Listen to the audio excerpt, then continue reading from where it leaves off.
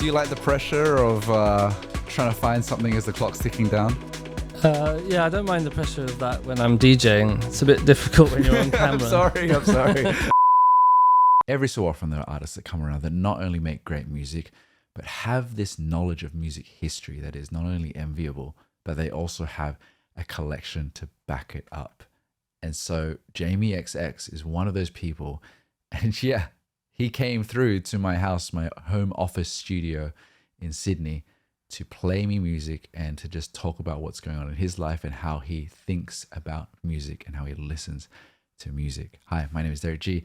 You are welcome to join us for this episode of Solidaire. This is usually exclusively on Patreon. It is my private listening club. It's a bit of a listening party. It's a little bit of a video radio show that happens every single week where my global community comes together and we share new music and discover music the old-fashioned way, kind of without algorithms, but as curated by me. But in this instance, this episode, available to everyone, is curated by Jamie XX. We do a little unintentional back-to-back as well. And if you choose to be a patron, then you can get access to playlists for this episode and all the other episodes I do on Spotify, Apple Music, and Tidal. You also get access to an audio version of this episode, so you can just listen to it in the car, on the go, while you go for a run, what have you. So get access to that, as well as I'll tell you at the end of this episode, I'm giving away not only a couple of these records from Jamie's latest album, In Waves, but also a couple exclusive hand fans that were only given out at select events. Got a couple of those to give away also. So some goodies, but anyway, let's get on with the show.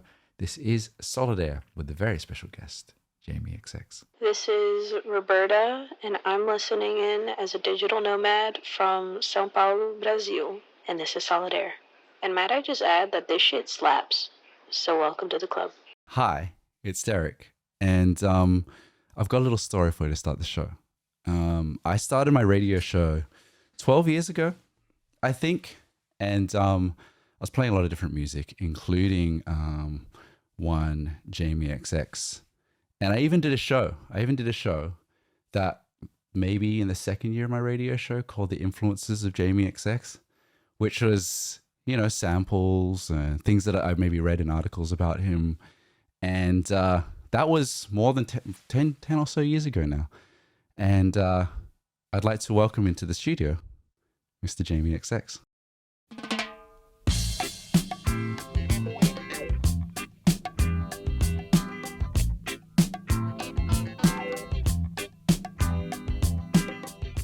Hello. Hi. You're here. Scooch over a little more. Get cozy. This is Solidaire, the my radio show from home, and you've come over to my house. Yeah, nice to be here. Thank you so much for stopping off on your tour. You've Pleasure. been in Australia for how long now? 5 days? I don't know. Very little sleep. And you've done a show pretty much every night now, right? Yeah, I've done a lot of shows. Came straight from Meredith this morning. Oh, wow. It's been really fun though. How's Meredith? Amazing. It's like, yeah, it's a beautiful place and everybody's very vibey. Everyone says that Meredith is one of Australia's best Yeah, festivals. And it's got a particular community feel to it as well. So what we're doing here in my home with my with snacks, you can always grab snacks if you like, is we'll play some music. You brought some music, I've got some records, we'll kind of hang out and things. But I did see that you liked Little River Band from a recent video of yours, hence this song. Tell me about like your process about finding music. I mean, record shopping is the ultimate way because it's a little bit like gambling, I guess. I try and go into record shops to find stuff that I don't know, and listen to stuff that I don't know. Yeah. And then obviously I'll pick up loads of stuff that I do know whilst I'm there. I just came from Tokyo before this, and Is that where you got the shirt from? yes, always got to go and visit. And they always give me a bunch of free swag, which is nice. And I also, I bought a bunch of records there, mostly stuff that I didn't know. Wow, lovely. I think that's, it's about looking for the things you don't know rather than trying to like. I struggle going to record stores, I think, because I get overwhelmed unless I can be there for hours. I can't be there. Are you similar? You have to kind of lock in. Oh yeah. I'm not going for a short period of time. Like I'll do days and days in Tokyo, just trawling the record shops. Yeah. I think that's. I'm jealous. So I'm gonna play another song, and then maybe you can load something up and play us something as well. How's that sound? Yeah. Here with Jamie XX on Solidaire. Thanks for hanging around, everyone.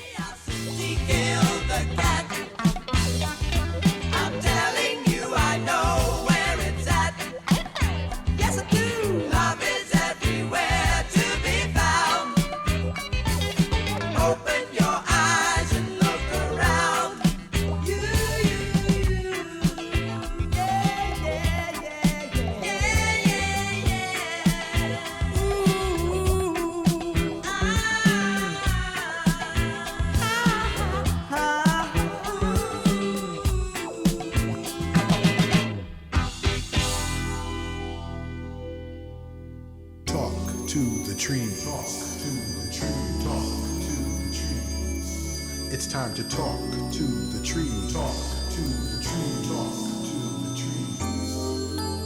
Talk to the trees. Talk to the trees. It's time to talk to the trees. Talk to the trees. Talk to the trees. It's time to talk to the trees and the birds that fly. The fox in the forest, in mountains on high. It's time to talk to the trees on the paths that we trod. For a conversation with the trees is talking right to God.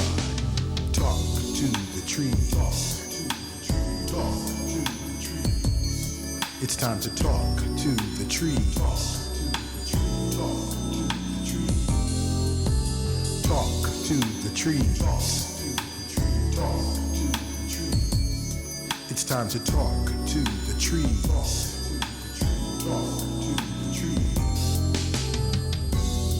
It's time to talk to the trees and be a friend to the plants. For we are all related, right down to the ants. It's time to talk to the trees. It's not some hocus pocus. It's time to talk with love and let that be the focus. It's time to talk to the trees and the plants below. Tell them all the things that we wish to know. It's time to talk to the trees whose leaves do glisten. And when we have talked with the trees, be sure to listen. Talk to the trees.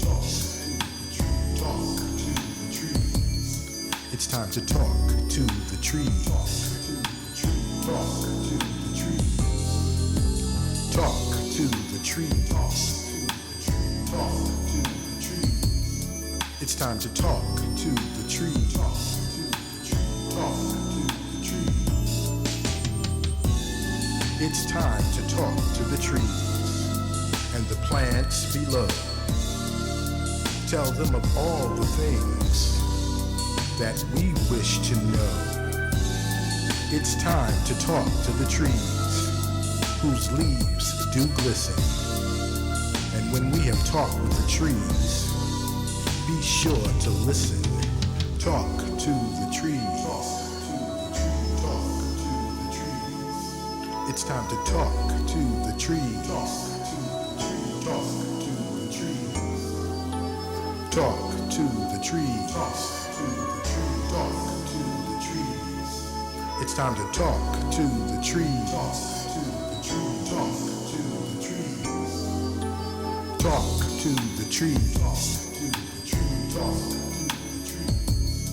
It's time to talk to the trees. Talk to the trees. Talk to the trees. It's time to talk to the trees. Talk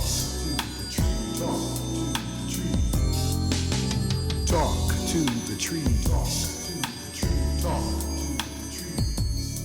It's time to talk to the trees. Talk to the trees.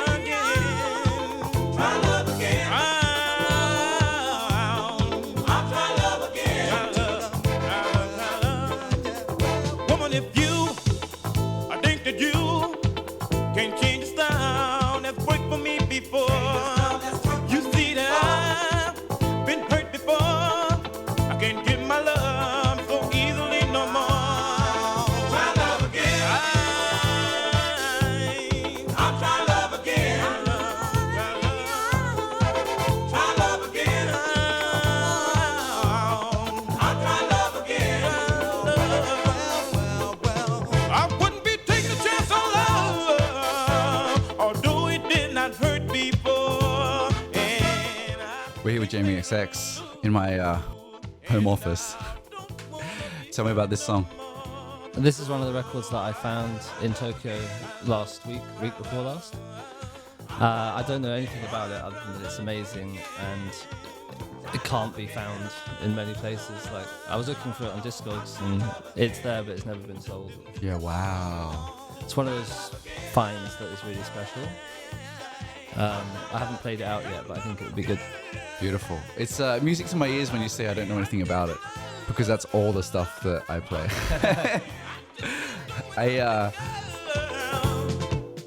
It's you know when it's a good song, but then like I'm not a musicologist that really knows much more than that. Yeah.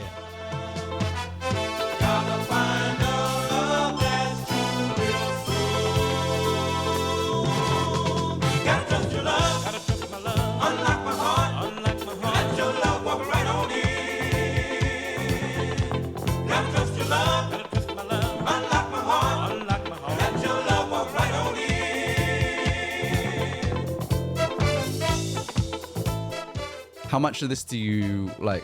How eclectic are your sets? Pretty eclectic. It's kind of just the way that I grew up listening to music, and then all my favorite DJs played like that. Yeah. So I kind of learned to do it like that. Like when I was a kid, I used to go and see Fortet play at Plastic People. Yeah.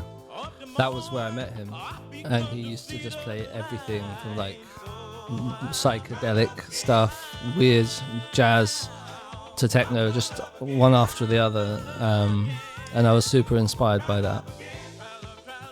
My version of that is Huni. Mm-hmm. Yep. Huni, as you know, it just breaks your brain a little bit when you see DJs that just like, you're not meant to do those things. Like Huni will go from techno to spiritual jazz, and I'm like, yeah, I didn't know you were allowed type thing, you know? Yeah, I mean, it's mind-blowing. I think that's where you can really transform music for people, when it's like you can introduce them something and when they don't think that they want to hear it type thing.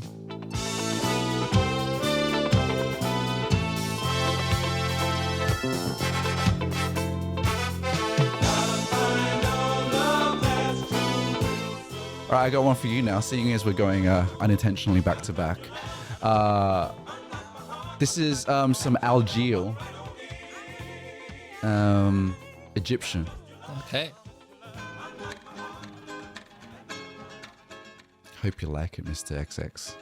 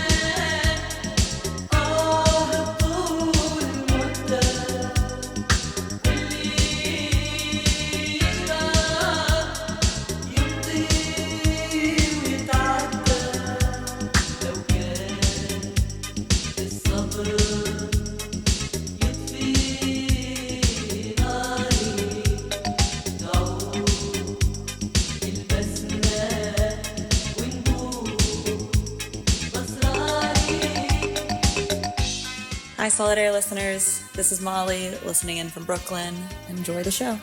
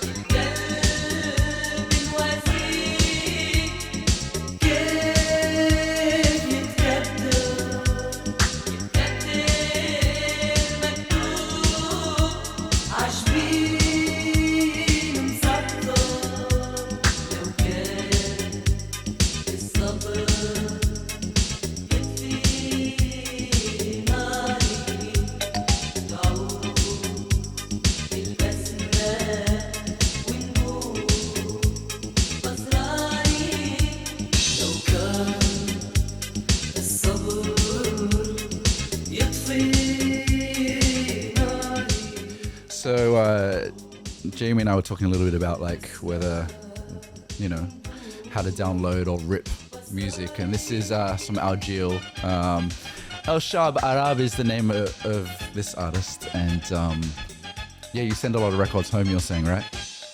Well, yeah, just because I'm out on tour for so long, luckily some people were leaving tour from Tokyo, or actually from Hong Kong, which was after Tokyo. So sent a bunch of records home and get some people to rip things whilst I'm away, so I can play them. When Wow, that's sort of you've got a bit of a service going on. It's a luxury, yeah. That's great. And what do you spend much time shopping, record shopping here, or is it's kind of back to back here, isn't it? Well, I was in Melbourne. I went to Plug 7 and some other places I can't remember the name of. Bought loads of stuff. The selection in Plug 7 is really good. Really? Yeah. And a really nice dude who runs the place. Yeah, it was good. Would you ever have your own record store, or is that someone else's game? I would love to work in a record store. That's always been a dream ever since I saw High Fidelity. Yeah, a lot of our dreams, I think, to introduce people. It's what you do now, right? It's introducing people to music while you play, right? You must get turned on by that kind of thing too. Yeah, I do. I love that, but I really like the idea of just sitting behind a counter listening to records all day and like occasionally meeting people. But occasionally meeting people. Like one day maybe I'll do it as a side hustle or something.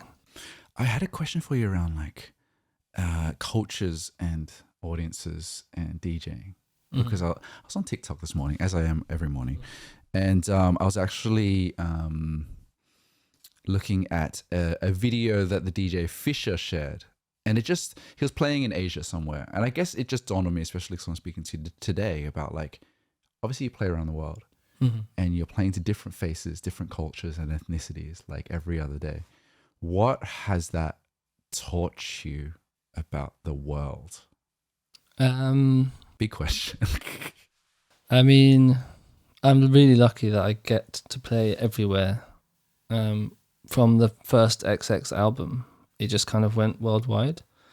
And I thought that's how it was for lots of artists, but actually a lot of people don't get to do it everywhere.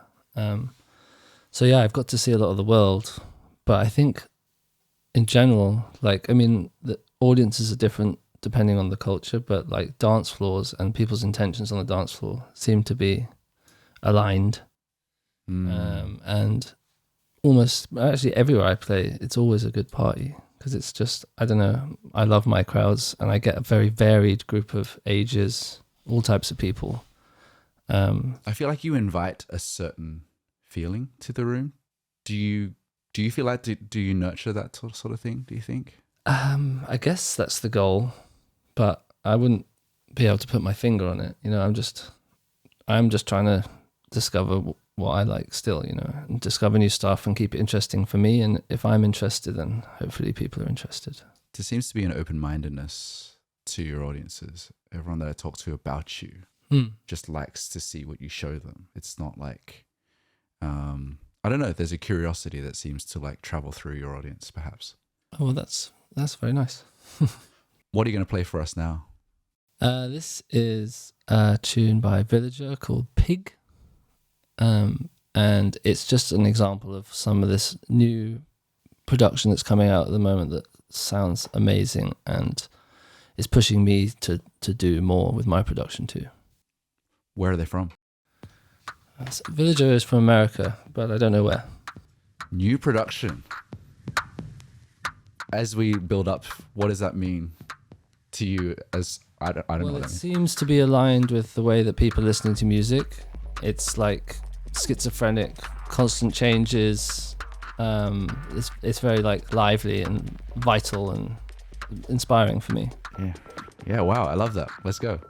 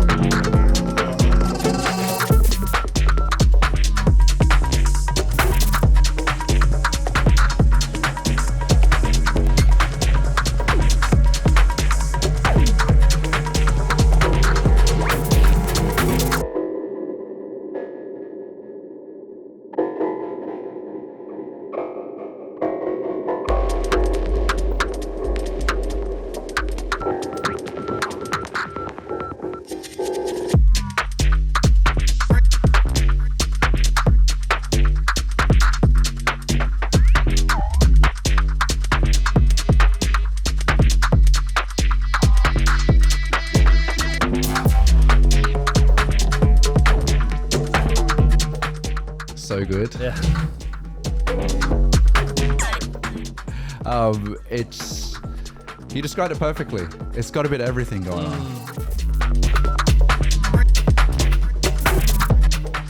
And this is coming out after, but you were just telling me about your, you got a show tonight, and then you've got a beach doof after. Yeah. Tell me, like you do that here. You say you said. Well, I mean, I love that it can be done here. It's quite a unique thing. It can't. Well, obviously the beaches aren't everywhere, but can you expand on that? Well, I think maybe because of the lockout rule, there was like more of a culture of doing illegal parties, and it was kind of let go. Maybe. I know that it's come back in now. Yeah, it has very much so. So I don't know how that's changed things, but I've been doing these beach duffs with friends for over a decade, and it just feels like a very special thing for here. And yeah, I just love it. So I try and do it every time I come. I love that. It's Sydney is in particular has got a particular electronic scene. The underground or like the warehouse scene is like where it is, but like it's not celebrated enough because I think people don't want people to really know about it because it's it'll get locked, it will get shut down heavy. I got something for you now. This is a Korean producer called Mount XLR. I think he's young.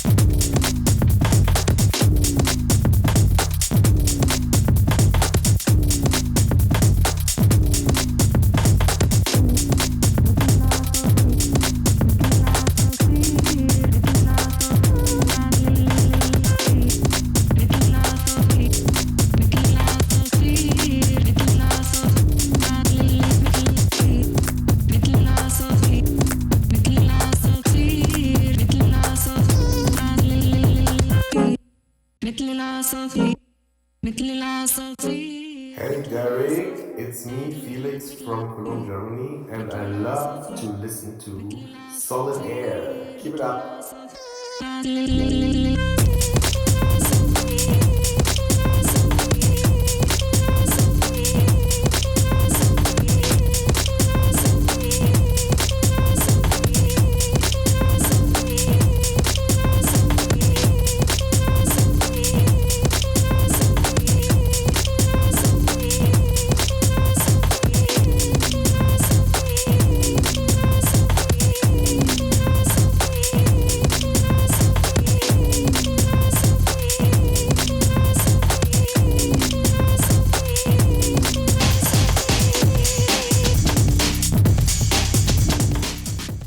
I'm learning a lot from you, Jamie, because see, I feel like I should have the mic on all the time. Probably should, because you're educating me on this. So like you're reacting into real time in real time, and like I'd love for you to share what you're sharing with me. Well, I was just saying that like it feels like this has some Dilla-esque elements, which then also relates to Flylo, who definitely took a lot of that style, and it was really big like 10 years ago, and like loads of music sounded like that. And this is new, right? Yeah, this is new. This is the first thing I've heard in a long time that has that sort of tripping over itself style Dilla-esque beat, but faster. It's interesting. So it's tripping over yourself in that it's like it's to time, but just almost. Is that kind of what you mean? Yeah.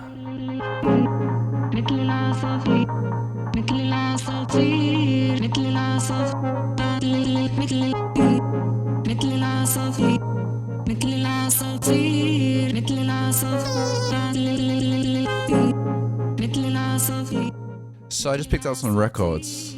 Obviously, there's your one here, which will do crazy things to the camera, I'm sure. I want to speak about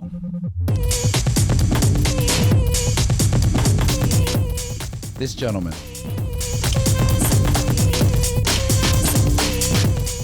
This guy, to the camera, Gil Scott Heron, you obviously did would you call it is it a collaborative album, or is it's a remix album, or is it a bit of everything? I mean, it officially is a remix album, but I got to hang out with him and talk to him about music many times over. We were never in the studio together, but I was presenting him with all this music as it was going along. So it was, in a way, collaborative, and definitely a very inspiring collaboration for me, just in terms of being able to chat with the guy. This was not only one of the first records I bought when I started collecting records, but also that collaborative record was my first introduction to you, I think, maybe? Yeah, that makes sense. I feel like there's Jamie XX influence on this track. I hear that. How does that feel to now, you've been in the game for a minute now, to be like an influence on others? Well, I guess it's nice. I don't really think about it that much. I mean, that only sounds a little bit like me because I was trying to sound a little bit like Flylo, who was trying to sound a little bit like Dylan. So it's just a lineage. And I mean, I hope that I can influence some folks to make some stuff. I'm always being influenced by producers, young and old, and all types of music. So yeah. Do you feel like you have a different role, an evolving role, as you've been in the music industry for a bit now, to, especially with younger people coming in? Do you think about that sort of thing? I think about it a bit. I mean, I think about age a lot, just because that's what happens when you turn 35. 36 now. Yeah. Yeah, I do, especially in like when I'm in clubs and at my gigs, there are all ages. It's nice to think of introducing younger people to it, especially as it feels like a lot of the younger generation aren't going out or doing clubbing the same way that I did. Really? It's interesting to see how it's changed. Do you find your audiences have changed because of just whether it's COVID or generationally that people are interacting differently? I don't think my audiences have changed, but if I'm just going out raving for fun, it seems like there's definitely like just a simple thing is that a lot of the younger generation aren't drinking as much, which is probably good. Oh. But drinking obviously goes hand in hand with staying up really late and Yes. You know. Sensible. Yeah. Sensible young people. Do you have anything you'd like to play with, or should I just play something? no, go for it. I was going to play. Let's see how good my needle drop is.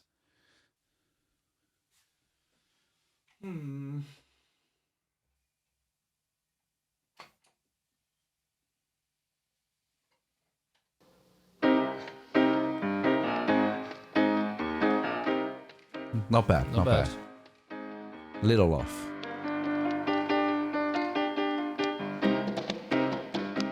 Must have been surreal to meet him. Well, I mean, I was so young and just like eager to. I couldn't believe that I was just being allowed to do something at all, really. Still, even after it was after the first XX record, but it was the first album I did on my own. So luckily, I didn't overthink it. If I'd have been asked now, if he was still alive, obviously, I definitely would have just spiraled. He's the mythology of Gil Scott Heron is just like, I can't even comprehend. So it's nice to be naive in that sense, right? Yeah, exactly. Yeah. Many fine speeches, oh yeah, from the White House stairs, written on the cue cards that were never really there. Yes, but the heat in the summer was there, and the freezing winter's cold. Now tell me who'll pay reparations on my soul. So you play vinyl out often, even at home, or? At home all the time. Out, I always used to bring vinyl everywhere, but it's just a bit of a hassle these days, especially when you're playing like 6 times a week, sometimes twice a day, just hauling a big bag on planes. But when I'm on tour in the US, for example, I'm going to be on a tour bus. I can take a bunch of records and have my own turntable set up perfectly, so Oh, wow. so no worry about feedback and stuff like that. Then I'll be doing it. Do you feel like there's a difference? I mean, yes, there is a difference now, especially I think things aren't as loud in loud rooms with vinyl. Oh. So you can tell the difference. Luckily, I have a sound guy for my own shows, so he'll like do some stuff to make the vinyl sound better. It just depends on the type of room, the scenario. I think I much prefer listening to vinyl at home on my setup, but I'm not blasting it, you know. Yes, that's true. That's so interesting. All your insights are very like, you know the production elements to it as well. Like I would never have thought of the volume of it. Right. But you can't push it as much. Is that part of it? Yeah. The dynamics of it it, just or? depends on how well isolated the turntables are. And the digital stuff is just so loud. And most of the records that I'm playing when I'm playing out are from like the 70s and 80s, so the Yeah. mastering is totally different too. Ah. It's a whole bunch of different things. Tips of the trade. We're gonna play something off your record now. Okay. Now you tell me about the cover. The cover is obviously amazing. Well, I just wanted to make something that was like different enough to in color, but would still look good next to it on a record shelf, and also that would fuck with you a little bit and be a bit trippy. I think especially the second half for this record feels trippy to me, and a lot of inspiration came from trippy times during COVID and stuff, so I wanted that to be an element of it. Do you like obviously you like the consistency of the part of the X here? Yeah. Can you? Yeah. What's the design philosophy there? You really want to keep it that way? You want to be part of a collection, or what's the thought there? Well, yeah, I mean, I think we spent a long time getting the first XX album right, and I think we nailed it. Yeah, you did. So it's nice to have this thing that is very recognizable. People really dream of having that. And there's a lot you can do just messing around with the elements of that to keep it fresh. Deutsche Grammophon has like that, like, you know what it is when you look at it. So yeah, it's like the same with making music. When you have limitations, you can really do a lot with it rather than just having endless possibilities. It speaks a lot to your music, I feel.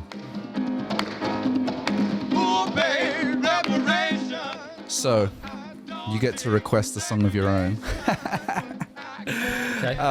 Because I'm sure you've done a lot of interviews. I'm sure there are tracks that get played a lot. This is going to be hard for me to land on the needle again. But what's a song that perhaps wouldn't get played? That's, you know, on various places that perhaps we can play today. I mean, I've been trying to play out almost every track from the album. Wow, just impressive. Because I haven't really done that before in my sets. But I thought, since it's been so long, I'll try and do it.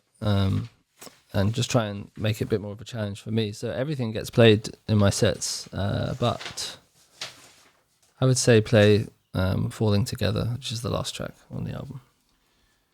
Side B, track 5. Tell me about Falling Together and why you want to play this. It was one of the last bits of the album that I made that sort of, it felt like the album was falling together, coming together. And it was all a very natural process, and I'd been working with Una, who speaks on the record, on her contemporary dance piece, and she was sending me voice notes to do with it, and that's kind of what morphed into this track. I'm not getting the drop right. This is good. This is a good place to start. Okay. I love that, the meaning of it. Lots of voice. Are they actual voice notes, or Yeah, are it's they just from her iPhone. Oh, wow. She was like in the dance studio sending me voice notes as she was working out what she was doing. I was making music for her piece. Surrounded by all that space, such a small thing, almost nothing. Surrounded by darkness, surrounded by what's called everything else. Look again at that dot. That's here. That stage, that dancer. There's a whole world in that dancer. A microcosm of everyone you love, everyone you know, every human being who ever was. When he turns his head, it's not his head turning, but all the heads turning. When she raises her hand, it's not her hand rising, all the hands rising.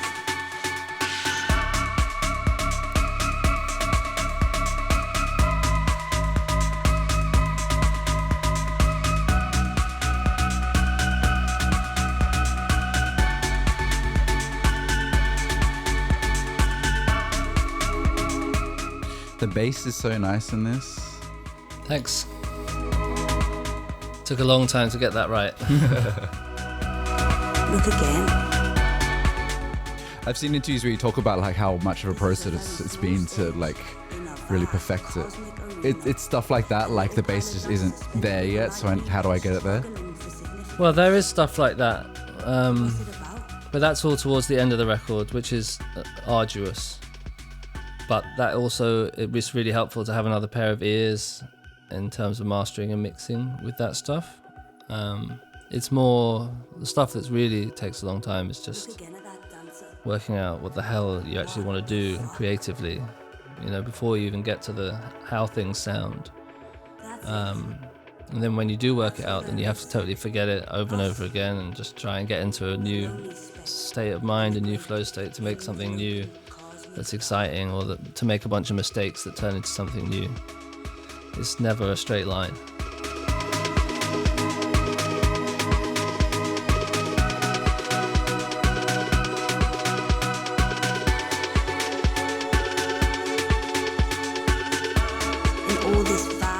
What part of the night are you playing this?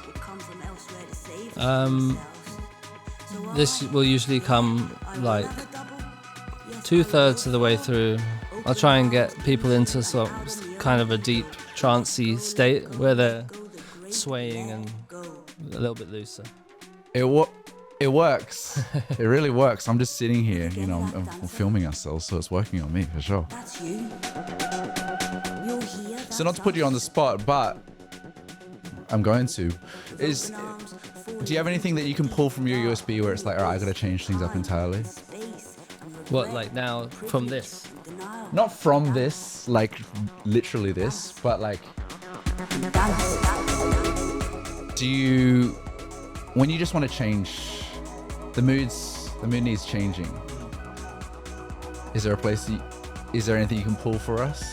Well, it depends on what mood we're already in, but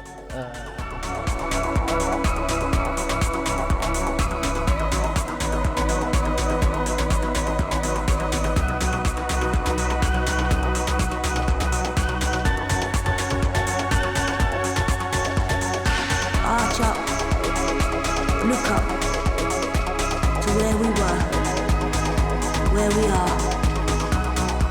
Nothing to do but to treat and be treated with kindness. To preserve one another,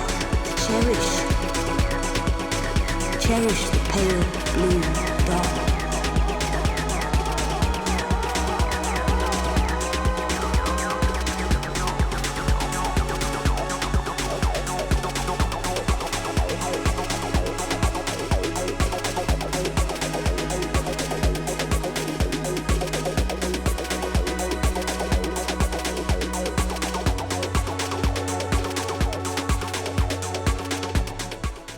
Do you like the pressure of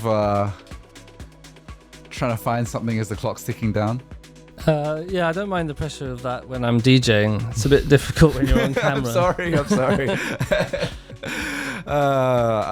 I just think it's a window into the world of someone that does it all the time. But I hate to put you on the spot, but I think because your taste is so admirable, it's like, how could I not ask to hear something? It's a good challenge.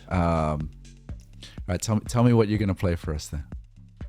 This is called Find No Words. I think actually the Avalanches sent me this tune, and it's a Japanese record that I've started playing out in the last year or so, and it always switches up the mood. It's weird and brilliant and gets people dancing even though it's so strange. There's a clear reset moment. Yeah.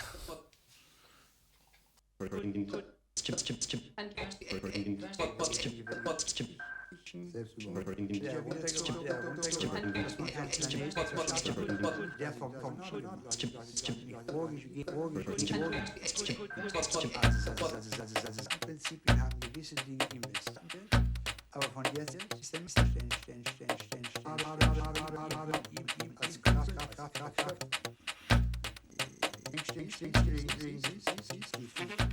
Yeah, cool.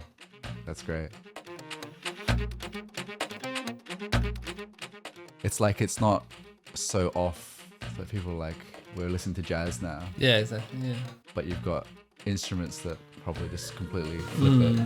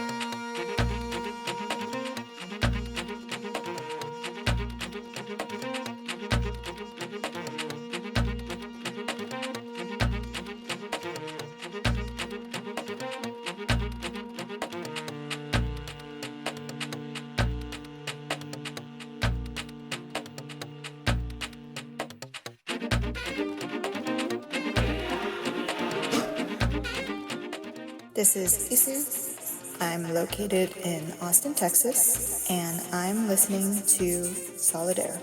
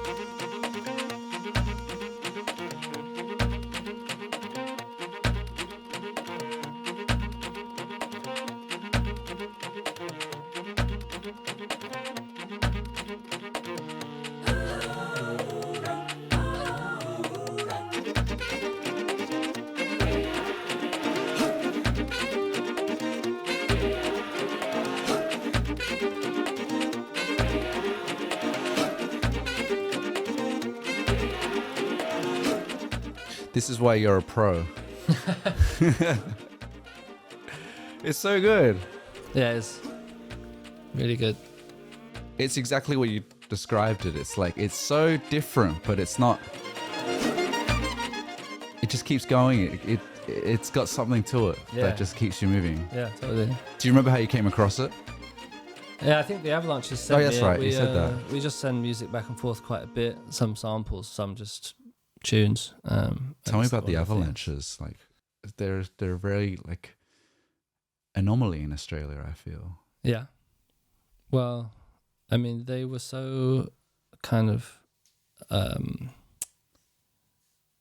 there was not much info about them for so long. When their first album came out, I was obsessed with it, and I was 11 years old, and I basically taught myself how to produce by listening to that record over and over and working out how they did it, because it was, there wasn't any tutorials or anything or any way of learning online that I knew of. So they're obviously a massive influence. And then I got to meet them in Melbourne. They came to one of my shows, and we've sort of just hung out occasionally when I'm here or when they're in LA, and then we just send music back and forth. And I think because I'd learnt so much from listening to that first album, the way that the workflow goes is just so easy, and we make good stuff quite quickly. Wow. I feel like only as time ever goes on that they're even more and more and more and more like revered as being like truly influential to like so many different producers. Yeah. It's I don't know if it's ahead of their time is the right thing, or well, it was such pop music. I mean, dance music was very popular in that era. It was like the top of the charts, Ibiza house type stuff, and Since I Left You was also in that, put in that bag, even though it was really strange and like all made of samples. So I think it hit a lot of people, even though it was like quite experimental, a lot of the record. I like really weird. I think that makes sense. I've got, not intentionally, this is not a game show. I just couldn't decide which one to play. On this side, we have more Australian dance music with some Australiana elements to it. This one's, even though it's 123 BPM, a bit more atmospheric. So you can choose to press play on which one you... Okay, let's do this guy. Yeah.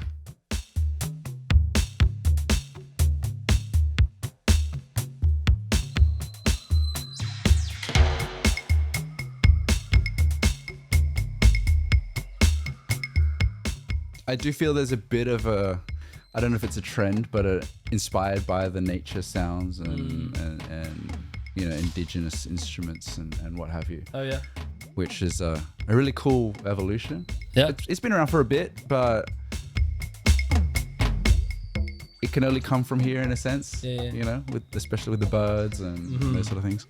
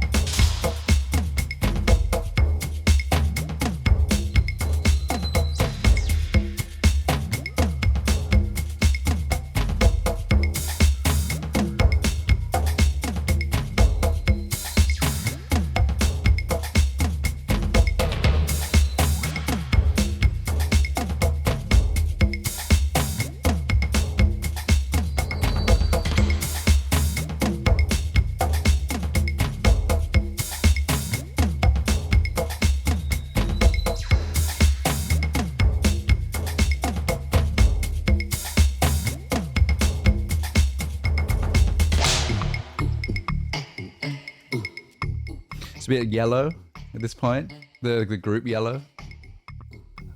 This is sick. I love this. Yeah. Is this new as well? Last couple years, I want to say. Okay.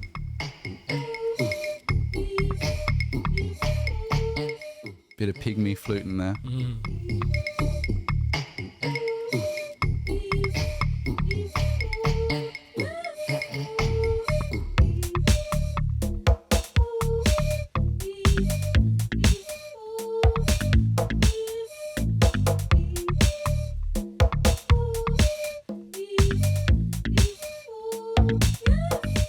There's a lot of good electronic music here, but they're not always the kind of infrastructure to support it. So a lot of these people leave. So you can find a lot of these people in Berlin and London and things like that. Yeah. I mean, it always seems to me like that whenever I come here, it feels like there is a good scene because all the shows I do here feel great and the audiences are well up for it. And I do the beach surfs and all that kind of thing. So it feels vibrant to me. Wonderful.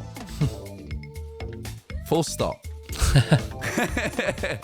I think for me, I'm like, no, you're right. No, you're right. You are right. I think because when you're obviously, as you know, when you exist in a city, you have a lot of thoughts. You see all the machinations about how things work, how things close and open. And so my thoughts are a lot more like not as optimistic, but I think it's important. I think you're right. There's so many great musicians here all the time. Now, I need to ask you about this while you're in here. I think it's a very important thing that I need to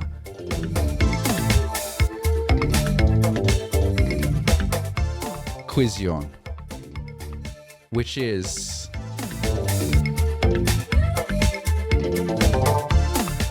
how does it feel to have made one of the most iconic music videos ever? With Gosh. I mean, it's really cool because I basically didn't have to do anything. My buddy Roman, who I've known for a long time, had this idea, this wild idea. And I said, please just do whatever you want. And he did. Was there I want this type of thing, or is it like, here's the song? No, he just loved it, the song so much, I think, that, he wanted to do this. And I'm so happy he did. Do you feel the prominence that perhaps I say to you that it is iconic at this point? It's become iconic. Is it hard to say that as the artist? Like it. Yeah, I don't know. I really try not to think about my shit like that. Yeah. That's I like wise. that I can remove myself from this as well and just see how good it is because it's just Roman Gavras doing his thing. I can watch it 1,000 times, and every time it still gives me chills. Yeah, sick. It's the scale of it, and just how everything reveals and unveils itself. Yeah. Were you a fan of Roman before being friends, or was it the other way around? I think it was kind of at the same time. He was around making music videos when we were starting out, and he lives in London part-time, Paris part-time, I think. So yeah, it was just a mutual admiration / we were in the same places all the time. Oh my God.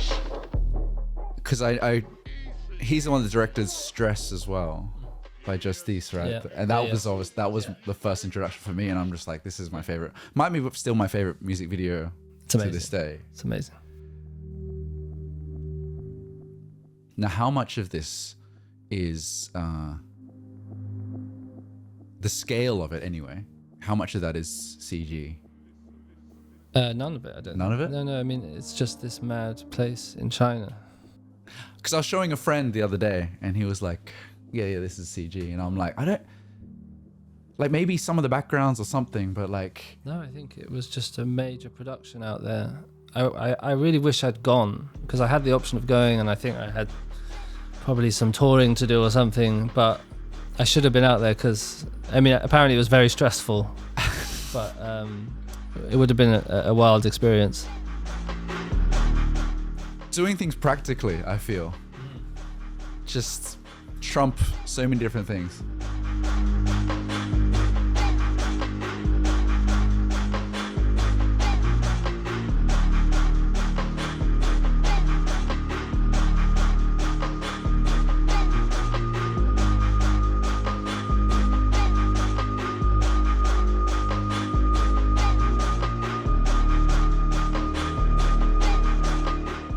I just think about budget. Yeah. Yeah.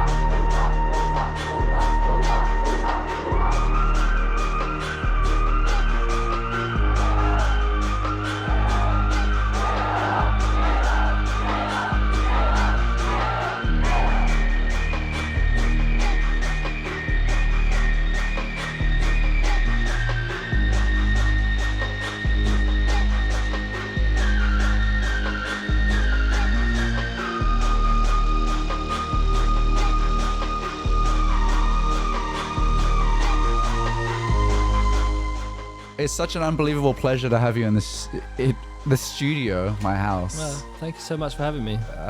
It's gone very quickly, and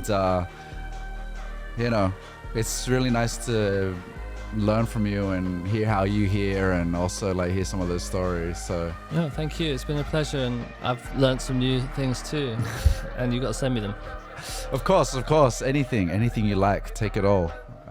Jamie XX, thank you so much for coming, and I did ask you to load up one more track for us. And is there any introductions here that tell me about this song? Tell me Well, this is a tune that I love, that I've always wanted to play at the end of a set, and I don't know if I've ever actually managed to make it work. So this is the perfect opportunity to do it. Wow, why? I haven't been sure how to fit it in. It's a beautiful track, and it starts slow. So I fear that I would lose an audience sometimes. Or I just haven't been in the right room for it to feel right. Coming from one of your many fans, I don't think you're losing anyone. What's it called? It's Doot Doot by Freur. Doot Doot. I think we'll let this one play out. Jamie XX, thank you so much. This has been Solid Air in my house, and thank you everyone for hanging around.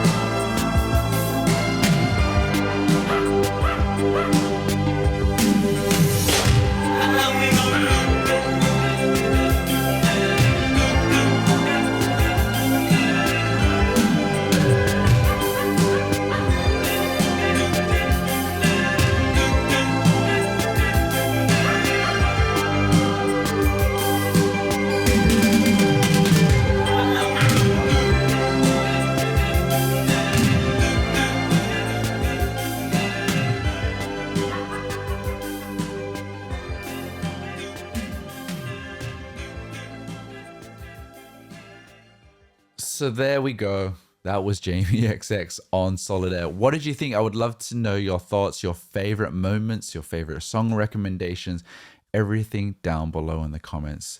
I actually saw him. I saw him later that night on that Sunday night at his performance and then at his after party, and I caught up for 30 seconds, and he had some really nice words to share with me about how he found it really fun and really inspiring to do something different like that, because I guess when you do press, it's usually sitting down for half an hour saying, what inspires you about the album? And mine was more like, can I play you something? And he's like, can you play? We went back to back, guys. That was kind of surreal for me because what?